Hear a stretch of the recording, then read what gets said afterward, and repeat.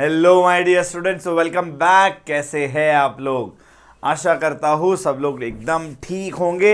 जी हाँ, हम लोग chapter number 1 and chapter number 2 already complete कर चुके हैं।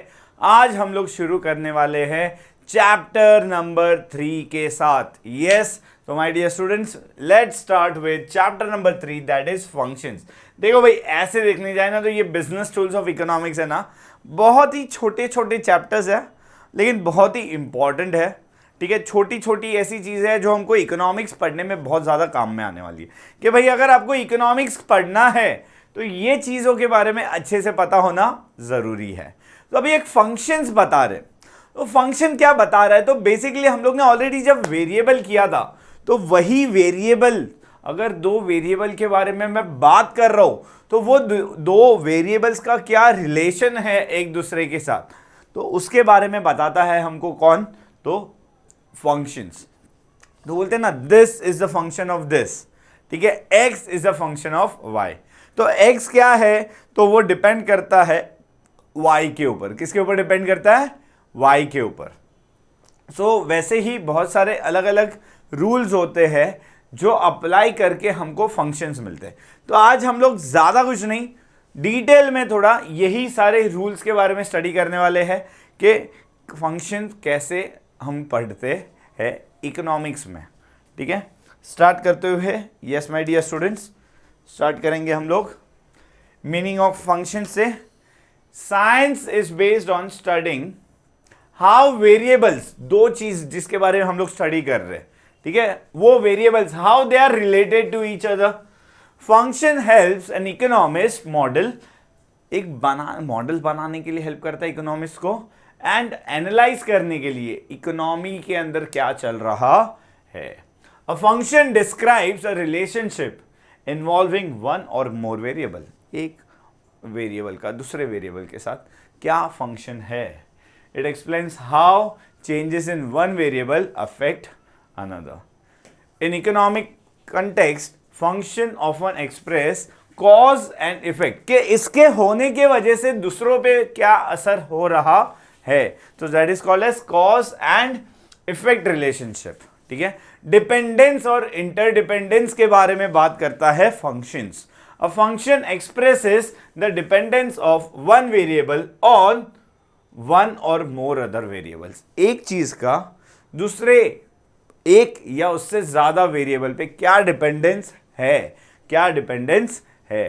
It describes how changes in one variable affect the another, एक के चेंज होने की वजह से जो इंडिपेंडेंट है उसकी वजह से दूसरा जो डिपेंडेंट है उस पर क्या असर हो रहा है। For example consider this function कि स्टूडेंट्स के ग्रेड कैसे कैलकुलेट होंगे, तो देखो वो कितना घंटे पढ़ाई कर रहे हैं, प्लस उनका अटेंडेंस कितना है, प्लस आगे उनके मार्क्स कितने आए थे जीपीए, ये तीनों चीज़ों का टोटल आधे 50% मार्क्स स्टडी आवर से आएंगे, 25% आएंगे अटेंडेंस से और 25% उनका जीपीए लेंगे।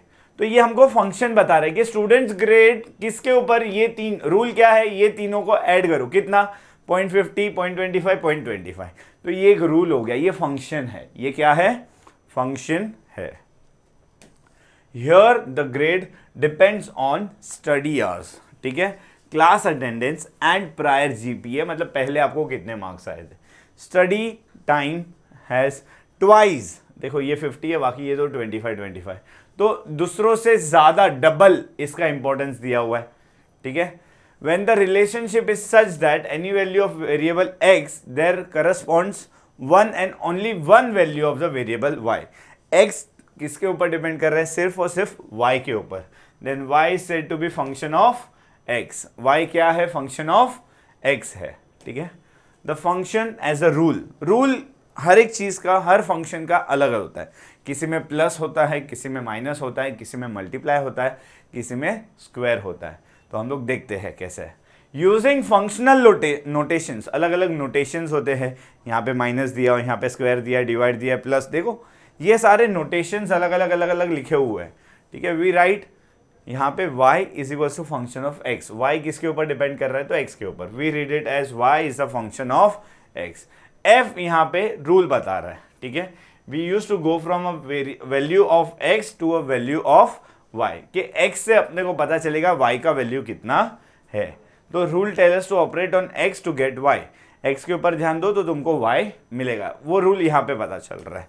अभी देखो आगे वाले में ये रूल क्या दिया है, 5x - 3, तो रूल क्या है पता है, x लो पहले, उसको 5 से मल्टीप्लाई करो और उसमें से 3 माइनस करो तो तुमको y मिलेगा, ये रूल है। ठीक है, ये हमको देखिए, जैसे कि ये वाले में रूल क्या है, x लो, उसका स्क्वायर निकालो, डिवाइड बाई 2 करो और उसमें 6 ऐड करो तो तुमको y मिलेगा। ऐसे हर एक इक्वेशन के अलग अलग तरीके के रूल होते हैं। The equation displayed about describe 2 different rules. ठीक है, एक के अंदर हमको क्या कर रहे हैं कि भाई 5x लेके उसमें 3 माइनस करो, यहाँ पे x स्क्वायर निकाल के डिवाइड बाई 2 करके 6 ऐड करो। ठीक है, ऐसे अलग अलग रूल्स हम लोग को मालूम पड़ते हैं। अभी यहाँ पे ये जो चॉइस है, यहाँ पे y is a function of x लिखा है, f ऑफ x लिखा है, इसके जगह पे y is g of x भी लिख सकते हैं। ये अपने ऊपर है, ये रूल जो होता है ना, इसके अंदर यही एक चीज होता है कि भाई अपने ऊपर है हमको कौन सा x लेना है, हमको कौन सा y लेना है। हम हमारे हिसाब से कोई भी किसी को भी कुछ भी ले सकते हैं। लेकिन जब इकोनॉमिक्स पढ़ेंगे, ये तो अभी मैं जनरल जब हम लोग कर रहे तब की बात कर रहा हूँ, लेकिन जब इकोनॉमिक्स पढ़ेंगे तो वहाँ पे हर एक चीज़ के सिंबल्स डिनोटेड है, तो उसका जो डिनोटेड सिंबल रहता है वही यूज़ किया जाता है। ठीक है, since the choice of single is designated different rules is arbitrary, अपनी मर्जी है, सब रूल अलग अलग हो सकते हैं। We can use any symbol that are convenient. अभी के लिए जब इकोनॉमिक्स में इसको लेके आएंगे ना दोस्तों, तो भाई कंपलसरी है वहां पे तो हम लोग को जो सिंबल्स दिए वही लिखने। In the above example we had y is equals to 5x - 3 and y is equals to x² 2 + x। We choose to indicate this rules by f से बता रहे एंड g से बता रहे। ठीक है, if you wanted to indicate that this rules were for yielding y, we could use the letter and then use subscribe. ठीक है, इसका सब्सक्रिप्ट, जैसे y is equal to y1, इसको सब्सक्रिप्ट बोलते हैं। ठीक है, y2 सब्सक्रिप्ट बोलते हैं। That were 2 different rules. ठीक है, वो भी हम लोग कर सकते थे कि y1 y2 भी यूज कर सकते हैं। y1 y2 2 डिफरेंट रूल्स आ गए यहाँ पे for deriving y from given value. ठीक है, हम लोग ये भी कर सकते हैं, सब्सक्रिप्ट भी यहाँ पे यूज कर सकते हैं। सब्सक्रिप्ट में सेम सिंबल को 1 और 2 लगाते हैं। Suppose now that we have 2 different variables y and z, both related to x, दोनों x से ही है।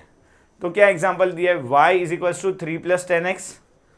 क्या है, y is equal to 3 + 10x, मतलब y ढूंढने के लिए 3 में 10 x को ढूंढो, पहले x को 10 से मल्टीप्लाई करो और उसमें 3 ऐड करेंगे तो y मिल जाएगा, या तो फिर 2x करो और वो 28 में से माइनस करो तो भी आपको c मिल जाएगा। तो यहाँ पे दोनों अलग अलग चीजें हैं लेकिन दोनों x से रिलेटेड है, दोनों क्या है, x के साथ रिलेटेड है, तो ऐसे भी बता सकते हैं हम लोग। ठीक है, again we have 2 different rules for operating on x। The first rule yelds y and the second rule yelds z। ठीक है, एक से अपने को y का वैल्यू मिल रहा है, दूसरे से हम लोग को z का वैल्यू मिल रहा है। We could denote this rule f of x and g of x, but since the choice of letter हमारा रूल है, सो हमको जो लिखना है, z लिखना है, x लिखना है, y लिखना है, हम लिख सकते हैं।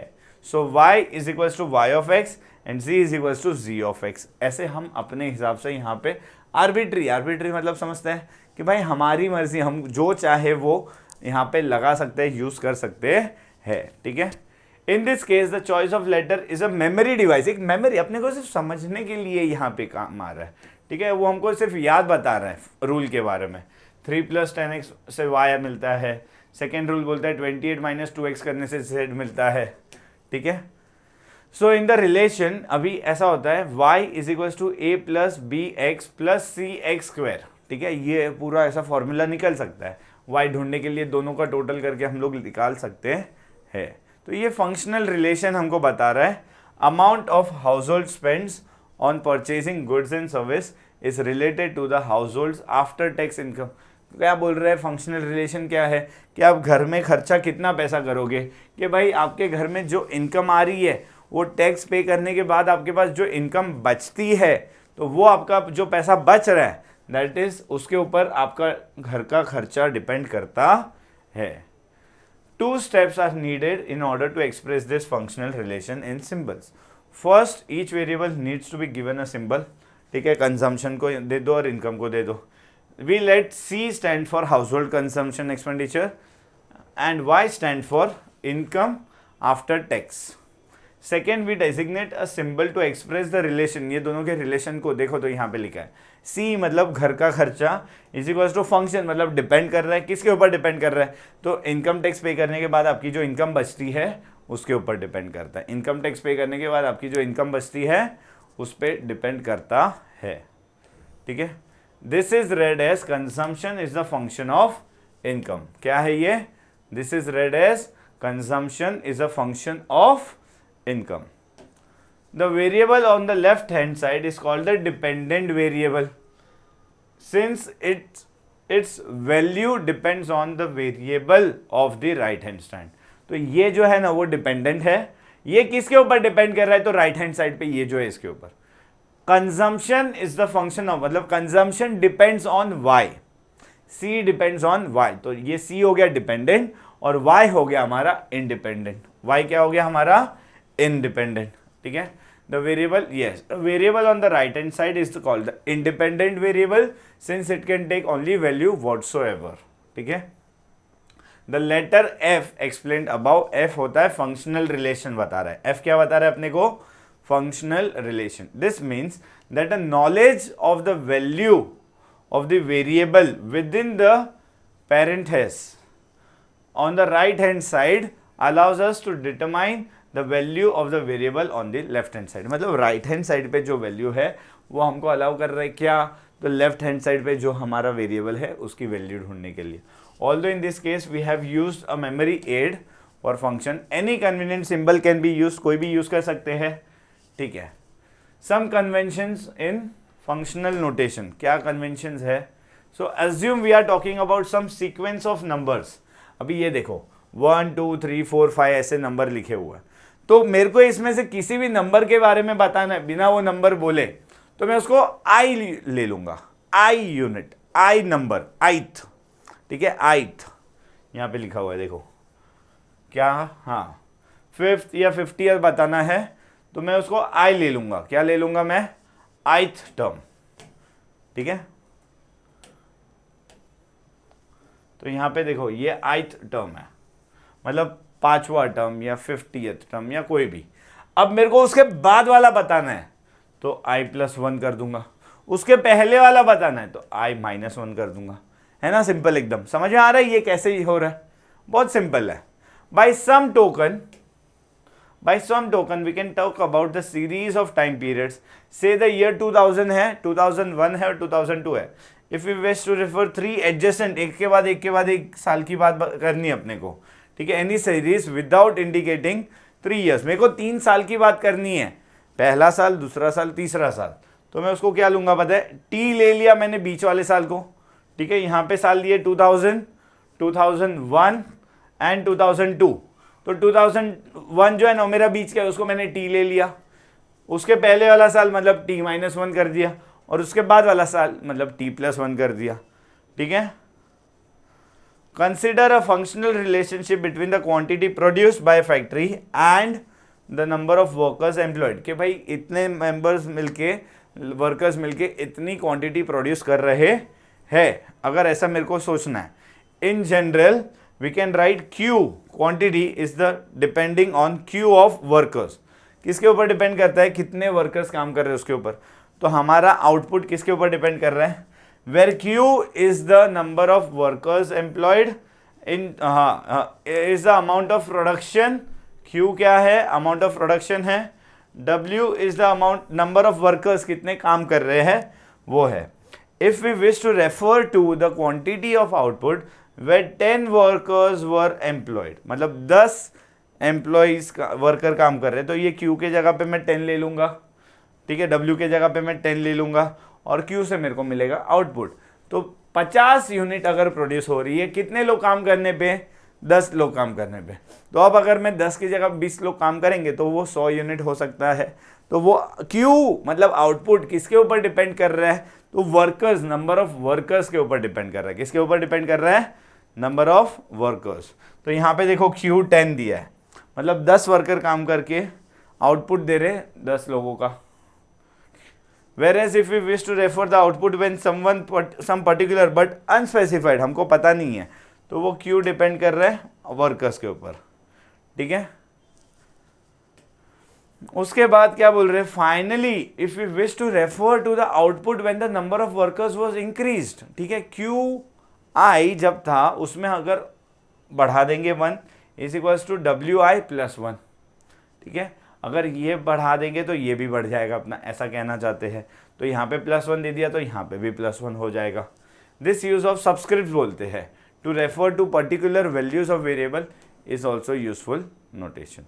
We may use time subscript to date variables, को भी डेट करने के लिए दे सकते हैं। If for example the value of Y depends on the value of X 3 months ago, ठीक है, 3 month पहले, तो यहाँ पे देखो ये टाइम वेरिएबल कैसे यूज किया है, x को नीचे t-3, मतलब आज का जो टाइम है ना उसमें से 3 महीने पहले, तो x t-3, ये ऐसे भी बता सकते हैं हम लोग, ठीक है। तो ये मैंने क्या किया, सबस्क्रिप्ट का यूज कर रहा हूँ किस चीज के लिए, ये जो नीचे लिखते हैं उसको सबस्क्रिप्ट बोलते हैं दोस्त, ये जो नीचे लिख रहे हैं वो सबस्क्रिप्ट है। तो उसमें मैंने t किया ना, तो अभी के टाइम से 3 मतलब 3 months पहले, ठीक है, okay. So another convention used to save the space in function of many variables. For example, function of x1 से लेके x बार xn जब तक है तब तक के लिए, for containing n मतलब कोई specified नंबर नहीं है, जब तक आए जा रहा है करते जाएंगे, तो हम लोग xn भी लिखते हैं, ठीक है, मतलब number of units, infinite number of units, जब तक है तब तक के लिए, कोई स्पेसिफाइड नंबर यहाँ पे होता नहीं है उसके लिए। अभी functional notation can seem intimidating but it is helpful, ऐसे थोड़ा अपने को कंफ्यूजिंग लग रहा है लेकिन बहुत हेल्पफुल है। Since the functional concept is a basic to all science, हर साइंस में ये फंक्शनल कॉन्सेप्ट तो आता ही आता है, ठीक है। The expression c is equals to function of y, और इक्वेशन 2 आगे जो पढ़ा था state that c is related to y, इसमें से क्या पता चल रहा है कि भाई c किसके ऊपर डिपेंड कर रहा है, तो y के ऊपर। It says nothing about the form that this relation takes, किस तरह का रिलेशन है कुछ नहीं बता रहे, लेकिन डिपेंड कर रहे हैं किसके ऊपर, तो y के ऊपर। The term functional form refers to the specific nature of relation, ठीक है, between the variables in the function. The following is one possible form of general relation between consumption and income. तो consumption देखो यहाँ पे एक अलग तरीके से बताया, तो income का 0.75 करेंगे तो अपने को consumption मिल जाएगा, ठीक है। ये एक इक्वेशन यहाँ पे दिया हुआ है। इक्वेशन 2 ऊपर क्या बता रहा है, जनरल हाइपोथेसिस दिया है हाउस होल्ड के कंजम्पशन के बारे में आफ्टर टैक्स। इक्वेशन 3 हम लोग को एक्सप्रेस क्या कर रहा है, अभी जो हम लोग ने पढ़ा वो द मोर स्पेसिफिक, ऊपर वाले में सिर्फ ऐसा ही देखो, ये यहाँ पे हम लोग ने पढ़ा ना ये इक्वेशन 2, बस ऐसे ही बोल दिया कि भाई कंजम्पशन इनकम के ऊपर डिपेंड कर रहा है, लेकिन ये कंजम्पशन इनकम का 75 पार्ट है, 0.75 पार्ट है, ठीक है, ये ऐसा बता रहा है अपने को, ठीक है। फिर there is no reason why either of this hypothesis must be true, ऐसा कुछ नहीं कि ये एक ही ट्रू है, ऊपर वाला भी ट्रू था ये भी ट्रू है, नीदर में भी कंसिस्टेंट, दोनों का फैक्ट सेम रहेगा वो भी जरूरी नहीं है, बट ये एक मैटर है टेस्ट करने के लिए, अलग अलग हर बार स्टेटमेंट अपना चेंज होता है उसके हिसाब से। thus existence of some relation between two variables y and x is denoted by y is equals to function of x, whereas precise relation कभी कभी बताया जाता है, तो ये ऐसे फॉर्मूलाज दिए जाते हैं, ठीक है, कैसे भी बता सकते हैं उसको, वो रिलेशन एकदम situation to situation time to time कभी भी चेंज होते रहता है, ठीक है। If y increase x increase, ठीक है, तो ऐसे बहुत सारे अलग अलग वेरिएशंस का यूज़ करके इसमें हम लोग इस तरीके से ये पढ़ सकते बिल्कुल है, ठीक है। बहुत सारी चीज़ें आती है फंक्शंस में, मतलब आप नेवर एंडिंग चीज़ होती है ये, ठीक है। तुम लोग तो मैथ्स बचपन में कर करके ये सब ऑलरेडी बहुत अच्छे से कर चुके रहोगे ये। फिर आता है एरर टर्म। एरर टर्म में ये लोग क्या बोल रहे हैं, the functional relation considered above was deterministic, ठीक है, in the sense that given the value of y we know the value of c exactly, अगर y पता है तो हम उस पे से c बिल्कुल निकाल सकते हैं। Relations in economics are seldom of this sort, mostly तो ऐसे ही होते हैं, लेकिन except where the definitions are being expressed. When an economist says that the world behaves so that y is the function of x, he does not expect knowing x will tell him exactly। देखो अभी हम लोग पढ़ते हैं तो demand is the function of income, demand is a function of price of other goods, तो हमको price of other goods exactly income demand लाके देगा ऐसा नहीं बोल रहे हम लोग, सिर्फ एक बता रहे कि भाई ये दोनों के बीच में कुछ ना कुछ relation, but only that it will tell him that Y will be within some margin of error, कहीं ना कहीं y चेंज हो सकता है. So y will be somewhere or the other in margin of error. He does not expect that knowing x will tell him the exactly what y will be, but only that it will be somewhere y x के ऊपर depend करेगा. The error in predicting y from a knowledge of x arises for two quite distinct reason. दो reason है. देखो भाई economics के अंदर कैसे ऐसे स्पेसिफिकली 10x इंटू 5y और ये मिल गया, नहीं, ऐसा नहीं हो सकता. ये कहीं ना कहीं इसके ऊपर डिपेंडेंट होता है, तो हम लोग प्रिसाइजली कभी बता नहीं सकते, तो एरर तो रहने ही वाला है. तो एरर क्यों आता है? तो दो चीज़ों की वजह से. Firstly there may be other variable that also affect Y. जैसे हम लोग लॉ ऑफ डिमांड में पढ़ते हैं, तो demand is the function of price, लेकिन प्राइस के अलावा भी दूसरे फैक्टर्स तो है ना जिसकी वजह से हमारा डिमांड चेंज हो रहा है. तो यस, बिल्कुल ऐसा होता है. There may be other functions because of which one variable is getting affected. Very good. उसके बाद आता है second, we can never measure other variable exactly. तो हम लोग price of other goods exact नहीं मेजर कर सकते, इनकम एग्जैक्ट मेजर नहीं कर सकते, fashion and taste and preference नहीं कर सकते. तो बहुत सारे फैक्टर्स हैं जिसको हम लोग प्रॉपरली एग्जैक्ट प्रिसाइज मेजरमेंट हो सकता नहीं है. ठीक है. सो इसके लिए वो क्या है, देखो यहाँ पे एरर तो आता ही है. ठीक है. इट इज़ कंपल्सरी कि एरर तो आना ही आना होता है. ठीक है. As an example, let us consider a specific form of general relation given in equation 2. This new example is different from the one given in 3 and can be expressed in any of the three ways. तीन तरीके से बताया जा सकता है. Verbal statement. When income is 0, the household will spend 800 rupees a year. Either by borrowing money या फिर past saving होगी. सीधी बात है, कंजम्पशन तो करना ही करना है, चाहे इनकम हो या ना हो. And from every rupee of the income that the household obtains, net taxes, after net taxes, called as the household will increase its expenditure. ठीक है. जैसे जैसे इनकम बढ़ते जाएगा, टैक्स के बाद जो आता है वो, तो हर रुपये में से कितना पैसा बढ़ेगा? 0.80. मतलब 1 रुपया कमाया उसमें से 80 पैसा खर्चा करेगा. तो ये एक चीज़ बता रहा है अपने को. ठीक है. फिर क्या बता रहे हैं मैथमेटिकली कि C इज इक्वल टू 800 रुपया तो फिक्स खर्चा ही करने वाला है, प्लस जितना भी इनकम होगा उसमें से 0.8 वो खर्चा करेगा. तो ये एल्जेब्रिक स्टेटमेंट हो गया. ठीक है. जो भी इनकम होगा, तीन तरीके हैं देख दोस्त.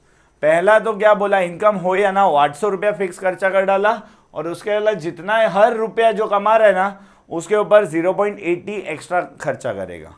हर रुपए में से 0.8 मतलब 80% of the income will be spent. दूसरा बोल रहा है 800 रुपया फिक्स प्लस 0.8y, वही हुआ. और यहाँ पे देखो ये थोड़ा ग्राफिकल दिया है. देखो ये 0 है, इनकम 0 है, फिर भी ये जो कंजम्पशन का लाइन है ना अपना, ये जो कंजम्पशन का लाइन है ना, ये 0 से नहीं, यहाँ से ऊपर से स्टार्ट हो रहा है. 0 यहाँ पे होता ना, यहाँ से क्यों स्टार्ट हो रहा है? इवन एट 0 इनकम कंजम्पशन तो हम करने ही वाले, कितना करने वाले हैं? 800. फिर जैसे जैसे इनकम बढ़ते जा रहा है मेरा कंजम्पशन बढ़ते जा रहा है 0.8y के हिसाब से. ठीक है. तो ये उसका ग्राफिकल रिलेशन हो गया. ठीक है. तो तीन तरीके से एक ही चीज़ को एक्सप्लेन कर सकते हैं. एक तो पहले थियोरेटिकल में बता दिया, फिर अलजेब्रिक एक्सप्रेशन में दिखा दिया, और ये ग्राफिकली भी दिखा दिया. ठीक है. तो ऐसे ही होता है ये फंक्शंस. ठीक है. तो yes my dear students, I hope जो भी हम पढ़ रहे हैं आपको बहुत अच्छे से एकदम क्रिस्टल क्लियर जा रहा है. आगे का टॉपिक हम लोग नेक्स्ट क्लास में कंटिन्यू करने वाले हैं. तो अगर आपको ये वीडियो अच्छी लगी हो तो चैनल को लाइक करो, शेयर करो एंड सब्सक्राइब करो. Thank you so much my dear student.